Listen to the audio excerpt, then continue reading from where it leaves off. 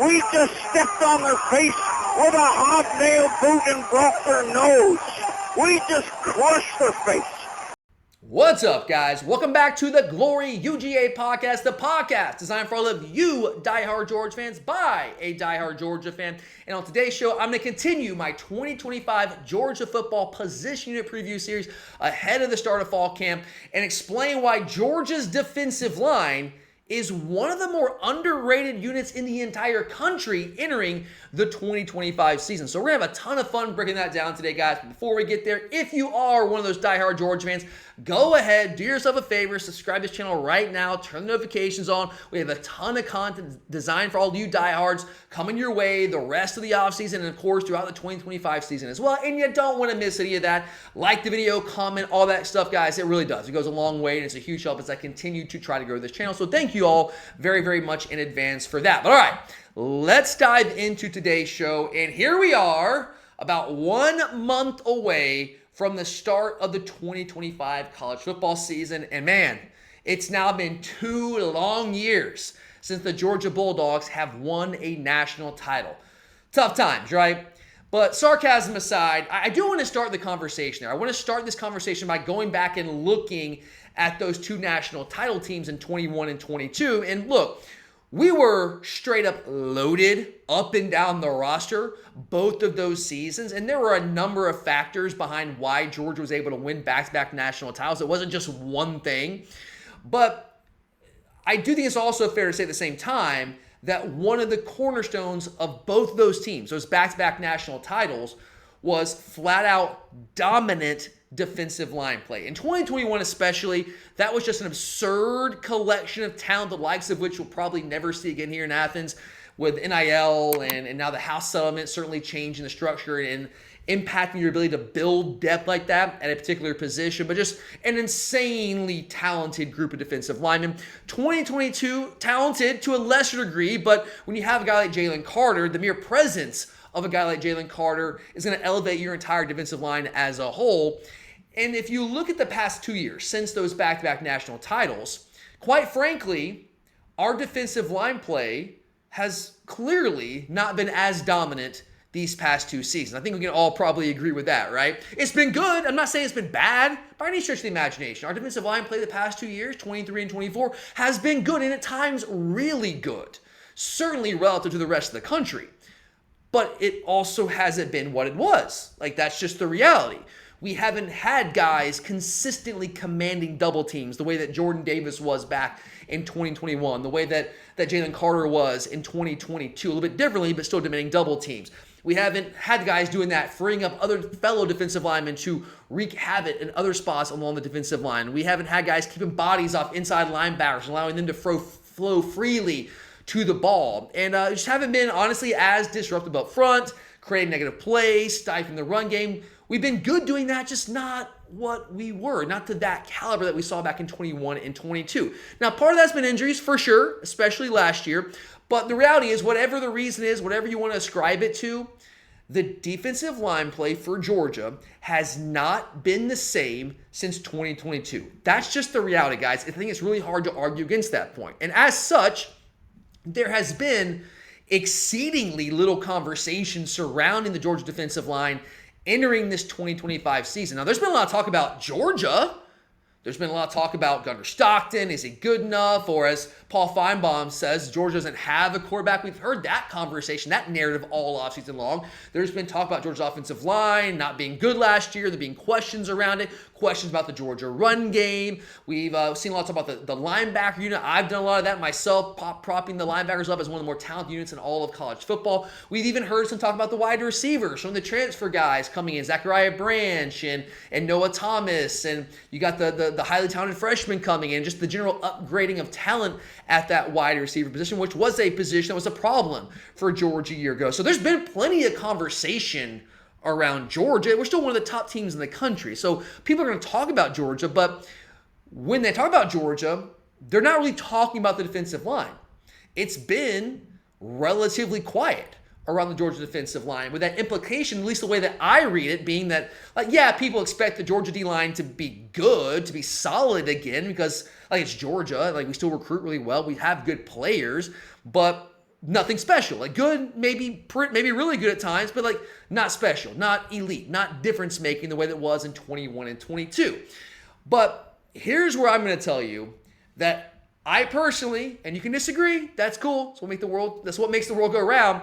But I personally think that people are very much sleeping on this Georgia defensive line entering the 2025 season. In fact, I will go as far as to say I believe that this Georgia D line in 2025 has a chance to not only be one of the better defensive line units in the SEC, but I think one of the better defensive line units in the entire country in 2025. Now, I'm not ready to go quite as far as to say it's going to be up to the same caliber of the 2021 Georgia defensive line.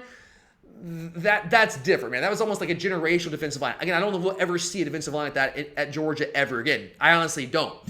But even though it might not be quite that good, I do believe that this 2025 Georgia D-line will perform at a level closer to what we saw in 21 and 22 than what we've seen from either of the last two Georgia defensive lines. And I believe that for a couple of reasons, guys. This is not just blind homerism. I have reasons for this, okay? Number one, I do very much believe that we have more potential difference makers up front on the defensive line than we've had in the past couple of years. At least more guys that are ready to potentially become difference makers than we've had the past couple of years. So that's number one. It's a great place to start. Number two, I think we're also far deeper along the defensive line than we had been the last couple of years. And last year, guys, like we were beset with injuries. It was just bad. Like we were so banged up on the defensive line, and that really limited the effectiveness of the Georgia defensive line. So that was a problem. But we also didn't have as much depth. We didn't have as many guys that were ready to play winning football for Georgia. I think that's going to be a different story this year. And then number three, from a position-specific standpoint, that zero-tech nose tackle position, which is a critical position in the Kirby Smart defense, we have more legit space-eating defensive tackles that can command double teams, which is a huge factor for the Georgia defensive line that we haven't really quite had as much in recent years. It's not me slandering Nas Stackhouse. The guy did some really good things for Georgia. He was a really good contributor. But at the same time, he wasn't Jordan Davis. Right? He wasn't that kind of guy. He wasn't consistent commanding double teams. I think we have guys that are built more so to be able to do that this year than what we've had the past couple years. So let's take each one of those factors and let's break them down a little bit more in detail here. And I want to start with the difference makers, okay? I truly do believe that Georgia has a couple of guys on the defensive line this year that could be straight up difference makers for Georgia. And if you're going to win national titles at Georgia, if you want to get back to winning national titles, you need to have some dudes like that. And that's been one of the missing ingredients the past couple years. It has been. It's been more than just that, but that's been one of the missing pieces. And I think we have some guys that could change that equation this year for Georgia in 2025. And I'm going to start with a guy that is a true freshman. And I hesitate to do this because those of you who've been listening to the podcast for a long time, you know what I say about true freshmen making an impact in year one. And those of you who are new to the podcast, I know we're getting newer listeners every single episode. So I'm going to reiterate this. I'm going to say it one more time here. So forgive me if you've heard me say this about 20,000 times. But I am very much a believer that it's harder to make an impact as a true freshman the closer you get to the ball, especially the lines of scrimmage. Why? Because you're going against grown men. All right, cool. You were a stud 18-year-old senior in high school. You're bigger, stronger, badder than everybody you went against. You just physically dominated everybody. Well, yeah, those guys are like 250 pounds, 240 pounds sometimes, right? Well, now you're in the SEC. You're going against grown men. Guys that might be 20, 21 years old on the other side of the ball. You're an 18-year-old. Yeah, you were big back in the day. Now you're not the big guy on campus anymore. It's tough because there's more physicality. It's more physically demanding on the interior in the trenches than it is the further you get away from the football, whether that's receiver, running back, safety like KJ Bolden a year ago. So I'm usually hesitant to put a lot of expectations on freshman offensive or defensive linemen. But I am going to make an exception here for Elijah Griffin, who, by the way, was the number one defensive tackle in the country in this 2025 class. So if a defensive tackle is to make an impact this year, he's about as good of a bet as you're going to have as a guy that can do that in year one. And I do believe Elijah Griffin is going to play for Georgia. What I saw from him during the spring at practice, at G-Day, the guy is going to play for Georgia. Now, how much? That remains to be seen. It remains to be seen largely based on how he produces when he does play. But the talent is there, guys. I'm starting with Elijah Griffin, even though he's a true freshman, because I believe that he is the next great Georgia defensive lineman. He's the next guy. He's that next dude for Georgia on the defensive line.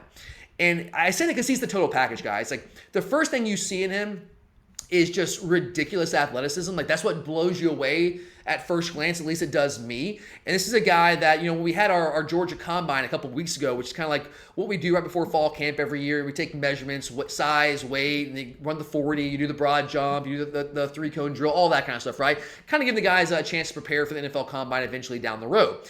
And the word is coming out of that. What I was told is Elijah Griffin ran like in the high 4.6, low 4.7 range at like 300 plus pounds.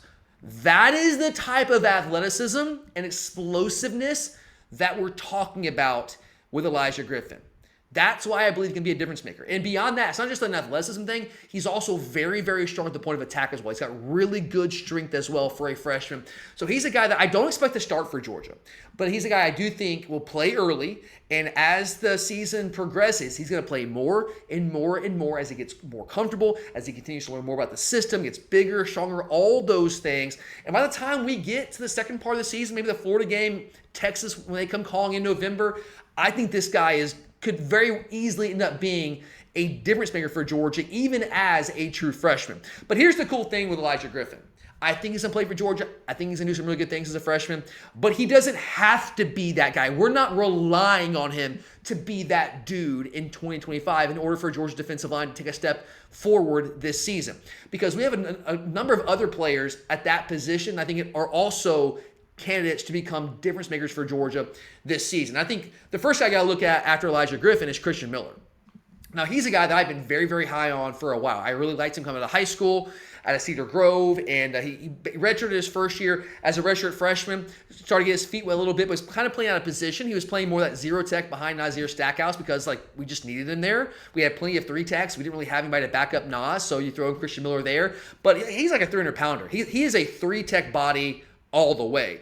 But he was playing some zero tech. So he was playing out of position that year. I thought he performed admirably given those circumstances. But then last year in 2024, with Warren Brinson banged up for the first half of the year, he got a lot of reps at a much more natural position of that three-tech spot. And he really showed me something and showed me the ability to be a guy that can be a legit difference maker for Georgia, a game changer for Georgia on the defensive line in now his fourth year on campus. Now, the thing with Christian Miller that kind of hurt him a little bit last year is the guy to play way too many snaps. If you remember early last year, the first half-ish of last year, we were so banged up on the defensive line. We basically had three guys the first 4 or 5 games of the year. We had Christian Miller, the 3-tech. We had Nas Stackhouse at the 0-tech, and we had TID at the 5-tech. Yeah, you had Mike Kell for half of game 1, but he goes out with injury in that first game against Clemson. So you had 3 guys that in some games were playing 75+% of our defensive snaps, which is unheard of for Georgia defensive linemen. Ideally, we want our defensive linemen, even our top guys, playing between 30 and 40% of our defensive snaps.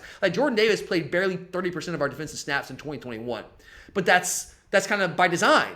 When those guys are in there, it takes a lot of effort to go 100% when you're on the defensive line. So if you're playing 75% of our snaps, you cannot go all out every snap, and you get worn down as the game progresses. And that happened to Christian Miller some last year. But when he was not gassed early in games, the guy showed difference-making potential. He can be that guy. He's a guy that I absolutely love his athleticism. I think he's a really good penetrating guy, one-gap penetrator that can be disruptive in the backfield, can give us some pass rush as well. Again, playing that zero-tech spot. He's also got the ability to anchor there at the point of attack and really be strong there and hold his ground. So I think Christian Miller in year 4 could be a big-time player, one of the better defensive linemen in the entire SEC, maybe the entire country this year. I believe he can be that guy if he's healthy. He missed fall camp because he got banged up the last part of last year, or he missed spring practice because of getting banged up at the end of last year. But he should be ready to go for fall camp, 100% good to go. And I think Christian Miller's going to have a big year for Georgia and be one of those difference makers along the D line. And then another guy, also the 3-tech spot, that I really like coming in this year. I'm very, very high on. I talked about him a couple weeks ago as one of those guys who could potentially break out for Georgia, maybe an X-factor guy, is Xavier McLeod. Now, if you are familiar with Xavier McLeod, you know his background. If not, let me run through it for you real quick. He's a guy coming out of high school, went to South Carolina. About midway through his freshman year at South Carolina, he left the team. All right, it was kind of allegedly a mutual thing between him and the coaches. He felt he was misled in the recruiting process, and then it just got nasty, and there was a lot of bitterness there, so he left, right? And when you leave the program, even if you weren't playing a lot in games, like you're missing developmental reps at practice, scout team stuff, all that. You're not growing, you're not developing, right? You're not in the college weight program, all that kind of stuff. So that kind of stunted his development to a degree. He transfers to Georgia ahead of the 2024 season. Was one of the many defensive linemen on our team that was banged up during fall camp to start the season, missed the first couple games, and didn't play a ton early on, but got his feet wet once he got back healthy. I think that the first time I saw him play again, I think it was the Kentucky game. He got a handful of snaps in that game, and then he went a couple games. We didn't play much, but then Christian Miller goes down with an injury late last year. And by that time, Warren Brinson's back, so he's starting at the 3 tech, but we need somebody to back him up, to give him a breather, right? And that's where Xavier McLeod came in. And I loved what I saw from McLeod at the end of last year. I thought he was flat out awesome against Texas. He didn't play every snap, or didn't play a ton, but when he was in there, he was flashing game-changing potential. He was making plays in the backfield. And that was one of the better offensive lines we faced all year. And they had a hard time handling Xavier McLeod. I thought he played good against Notre Dame. I thought he played well against Georgia Tech at the end of the season as well. He showed me something down the stretch. And it makes sense, right? Like he had a full year in a college program with a great defensive line coach in Trey Scott. And he developed and progressed and got better. Kind of the way I believe that you're going to see from Elijah Griffin this year as the season went on. And now that he's going into his second full year at Georgia, his third year at the college level, I think that Xavier McLeod might be poised to break out this year and be a difference maker for Georgia on the defensive line. A really nice 1-2 punch there with Christian Miller at that 3 tech position. So love him. Think he's ready to take a big step forward this year, and he could potentially be a difference maker. And then a guy that I think is kind of getting lost in the shuffle entering this season because he basically wasn't a factor for Georgia all last year due to injury, and that's Jordan Hall. But let's not forget about Jordan Hall's background, guys. This dude, if you go back to high school, was a big-time 5-star defensive line recruit, and he was tearing it up at the all-star practices after his senior season, like going against some of the better offensive linemen in the entire country. And he got his feet wet, played some for us as a true freshman back in 2023. Didn't always know what he was doing. You kind of tell that out there on the field because he wasn't always going 100%. It wasn't that he was being lazy. He was thinking too much. And when you don't know what you're doing, you're thinking too much and you can't play full speed. But when there were isolated snaps where like he just knew what to do and he was just going, like you could see what this guy could do. So I had really high expectations for Jordan Hall coming into last year. But unfortunately, he suffered a stress fracture on one leg, and that was in the early part of the offseason. He goes into fall camp, and he was still recovering from that, but the word was like he should be good to go maybe in the latter stages of fall camp, and will be able to play in the first game. But then, about halfway through fall camp, you hear, oh no, he actually suffered a stress fracture on his other leg. So 2 stress fractures, right? Overcompensating, it happens, it is what it is. So that basically cost him all of last year. He played a handful of snaps for Georgia, and guys, by a handful, I mean like a handful. Less than 20 snaps for Georgia last year. Basically missed all of last year, was a non-factor. But this guy has the talent to be a difference maker for Georgia in 2025. Will he? I don't know. He's coming off of 2 really tough injuries. So we'll see. But knowing his background and seeing the flashes of what we've seen from Jordan Hall, I believe he has that type of ability. He also has a lot of positional versatility for Georgia. He's probably going to play more of a 0 tech for us this year because we have some guys that fit more of that 3 tech role. But at like 6'4", 320, 325, he has the athleticism to slide over and play 3 tech for us as well. He's done both during his career at Georgia. This spring, he was playing primarily 0 tech, so that's where I kind of projected him to play right now. But even though last year was kind of a lost year for Jordan Hall, this is a guy that has the pedigree. And if he can find a way to live up to that 5-star billing this year, of course he could be a game changer for Georgia on the defensive line this year. Will it happen? I can't promise you that, right? Coming off injury, it's really hard to project, but the ability is there, right? And 5-star guys, like I say this before, but again, I know we keep getting newer listeners every episode, so I'll say it again. 5-star prospects, I know like the recruiting services don't hit at like 100% rate, right? They don't bat 1,000. But if you look at the NFL draft rank, at the NFL draft every year, roughly 70-ish% of guys that are rated as 5 stars coming out of high school end up getting drafted in the NFL. And that's kind of how they rank these guys. They rank them based on NFL potential, like are you going to get drafted? So most of the 5-star guys, 70% of them, hit, right? And I'm not saying Jordan Hall will. Like 30% don't. Maybe he'll be in that 30%. But there's a much better chance than not that Jordan Hall starts to live up to that 5-star billing this year. If he does, watch out. That guy can be a big-time player for Georgia. So I'm excited about him because when healthy, I think he has a chance to be one of the better defensive linemen in the entire SEC. So yeah, I think we, again, a number of players that could be difference makers for Georgia in 2025. And the cool thing is, guys, like, they don't all have to hit. Like, I ran through a number of players. I don't expect all of those guys to become difference makers necessarily for Georgia this year. Could it happen? Yeah, I guess. But we need one or two of them. If one or two of those guys become those game-changing difference makers for Georgia up front, that could change the entire equation for the Georgia defensive line. So very excited about the top level talent there. But behind them, there's a lot of quality depth there too, that in a way that I don't think we've quite had the past couple years. I think we have more players ready to play winning football for Georgia on the defensive line coming into 2025 than we have in either of the last 2 years. So this is where I want to kind of get into the projected depth chart. So Christian Miller's a guy that right now, based off what I saw in the spring, based on how much he's played throughout his career, going to year 4, one of the leaders on the team, I project him right now to be the starter for Georgia at that 3-tech defensive tackle position. Jordan Hall, I do expect to be the starter at that 0-tech nose tackle position. And Gabe Harris is the guy I project right now to be the starter at the 5-tech defensive end position. Now, he's an interesting guy. You know, Gabe Harris was initially, coming out of high school, recruited to be a jack linebacker. Like, he was an edge rusher. But we were loaded at that position early in his career. So it's like, well, we think he's a talented player. We think he can help us win, but we don't see a role for him here. But where else can he play? Like, we maybe need some depth at the 5-tech defensive end. He was undersized. That was always my concern when he was starting to play some 5-tech.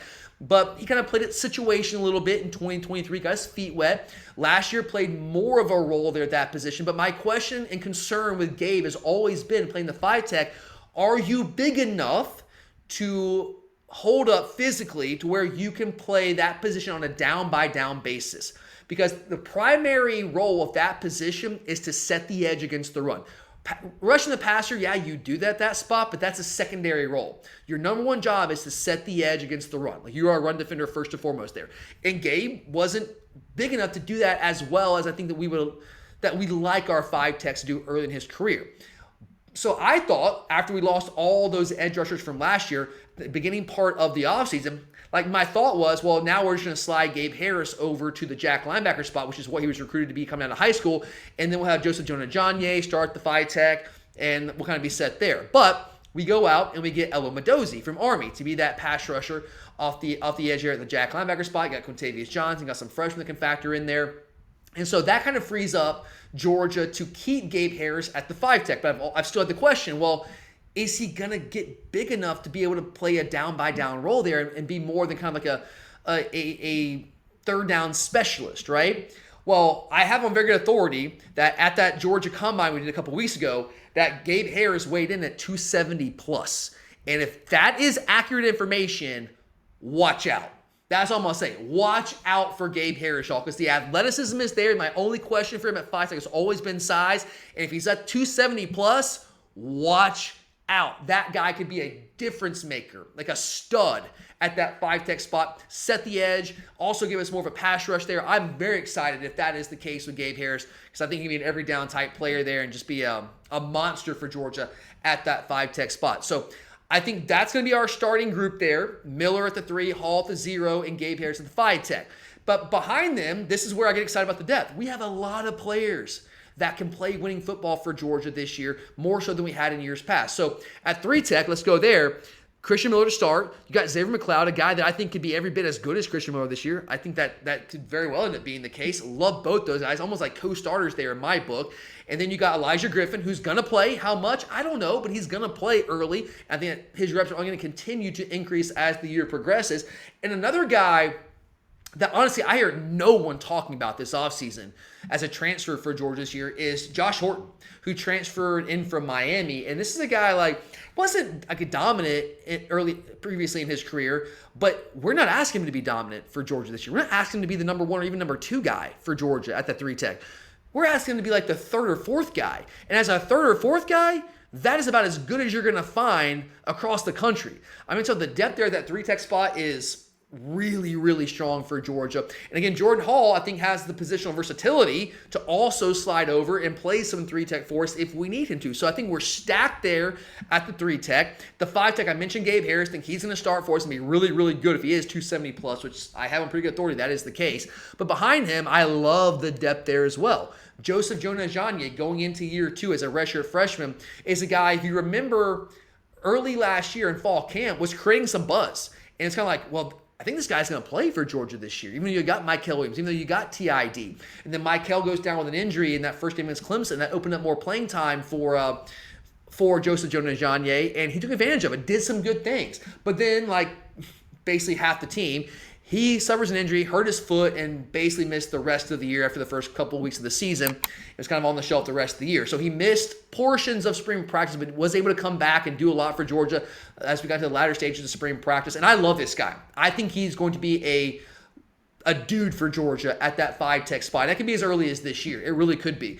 And I love him because he's got all the requisite tools that you need to be a dude at that spot. He's got insane length. He's got wild athleticism, really good strength. In fact, if you've seen pictures of this guy this offseason, he's really bulked up, added some weight, added some strength. His body looks insane right now.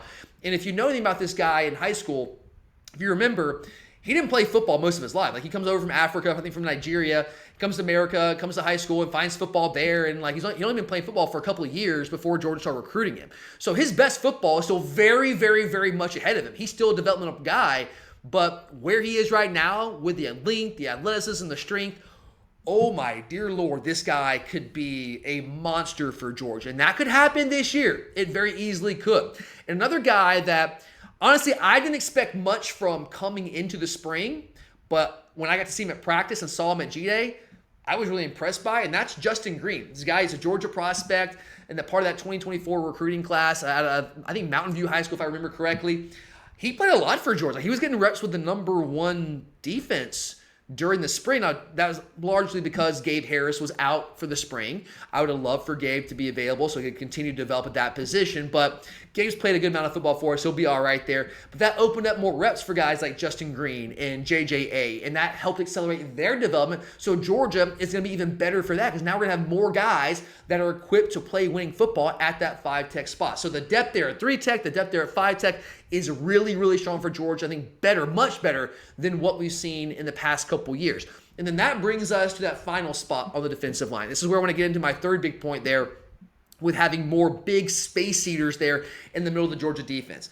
At that 0-tech spot, yes, I do project Jordan Hall to be the guy. I think he's going to be a really good player for Georgia this year. But we also have 2 young redshirt freshmen behind him that I am extremely excited about because these 2 guys, Nnamdi Ogboko and Nazir Johnson, were recruited specifically to play that position, to fill that hole that we've had the past couple years. And again, I'm not trying to slander Nazir Stackhouse. The guy did a really good job for us, all things considered. But he also just didn't have the size that Jordan Davis had or that Ogboko and Johnson had. Now, those guys were on the roster last year. They just weren't quite ready. They were young, and they just weren't quite ready to be trusted to be able to play and step in for Georgia as freshmen. But those guys have the body types that we've been missing. Now, you had that in Jamal Jarrett, but for whatever reason, the light just never went on for Jamal Jarrett here at Georgia. For whatever reason, but that's not our problem anymore. He's gone. He's at USC. He's not part of the equation anymore. But I will tell you that I was extremely impressed by what I saw from both those guys this spring, especially Ogboko. He played more with the number one defense than Nazir did. He got reps ahead of him most of the spring, but Johnson did some good things too. I think both those guys could definitely play this year, and both those guys are 6'4 plus, 340 pounds. Ogboko is 6'4", 340. Johnson's like 6'5", 340, 345. We haven't had bodies like that, guys, since Jordan Davis in 2021. Now we have 2 of them. And like with some of the other positions, like Elijah Griffin, they don't have to start this year. Like, we're not counting on them to be those guys. Like, we have Jordan Hall. That's the guy that we're looking at. Like, he's going to be the guy at 0-tech. But when you have Ogboko and Johnson to back him up, that's a really, really, really strong unit there. And they can also help you out situationally and game plan specific as teams that want to run the football a little bit more with physicality than maybe some other teams do. But good. But again, Nazir Stackhouse did an admirable job. I love Nas and appreciate everything he did for us. But if you watch him, it's just like, it is what it is. He couldn't anchor like Jordan Davis could. He couldn't anchor the way that Agboko and Johnson have the ability to with the size they bring to the table at that position. He couldn't command double teams the way that Johnson and Agboko are going to be able to. I think that's going to be huge for this Georgia defense in 2025 because as I laid out at the 3-tech especially, also the 5-tech, we have a number of guys up front that can win one-on-one consistently and be wildly disruptive for opposing offenses. But in order for them to get those one-on-one opportunities consistently, we're going to have those big space eaters on the interior that command double teams. And I think we have 3 guys that can do that in Jordan Hall, Agboko, and Nazir Johnson. And if those guys can do that consistently for us, that's also going to make our inside linebacker play even more effective. Our linebacker play hasn't been as strong the past years as it was in 21 and 22. In 21, like we had like a trio of studs, and like we had those dudes there. So it's unfair to compare the past couple of years to those guys. In 20 and 22, we were, you had Pop and you had Smile Munden. They were relatively healthy that year. And then you got Smile Munden dealt with a couple of injuries, certainly last year. And then 2023, you've got CJ Allen, who did some good things for us as a freshman, certainly. But, he was a young guy. And even by Kirby's own admission, like some guys that probably weren't quite ready to play for us at inside linebacker were forced into duty by necessity. And so that was part of the issue there. But another part of the issue was they're facing more traffic. There were more linemen in their face than what the guys in 2021 faced, and to a lesser degree 2022, because we didn't have as many guys up front that could just eat up double teams and keep guys off of those linebackers and free them up to just flow freely to the football, make play after play after play.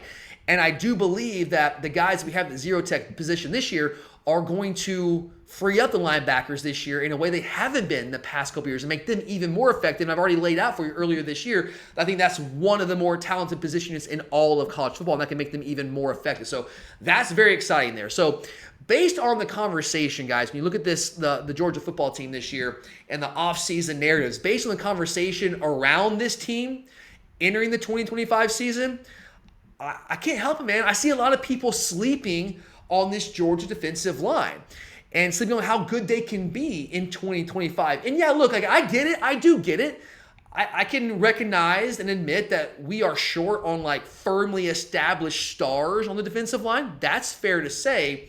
And we don't have the guys that maybe the rank and file college football fan would look at and that would make them pay attention to the Georgia defensive line in the offseason. But as someone who runs a Georgia podcast, as a diehard Georgia fan myself, as someone who lives and breathes Georgia football, I see a unit that has more potential difference makers up front than we've had in the past couple years, has more depth, more players that are ready to play winning football for us this season than we've had the past 2 seasons. I think we have more positional versatility up front. We have more true, legit space-eating players in the middle of the defense, which in my opinion makes this Georgia defensive line a unit that is being vastly underrated entering the 2025 season and a unit that will outperform expectations in 2025. All right, guys. I know that not everyone out there probably agrees with me on my outlook on the Georgia defensive line. I know a lot of you are probably in wait and see mode. So let me know what you guys think. If you agree, I'd love to hear from you. If you're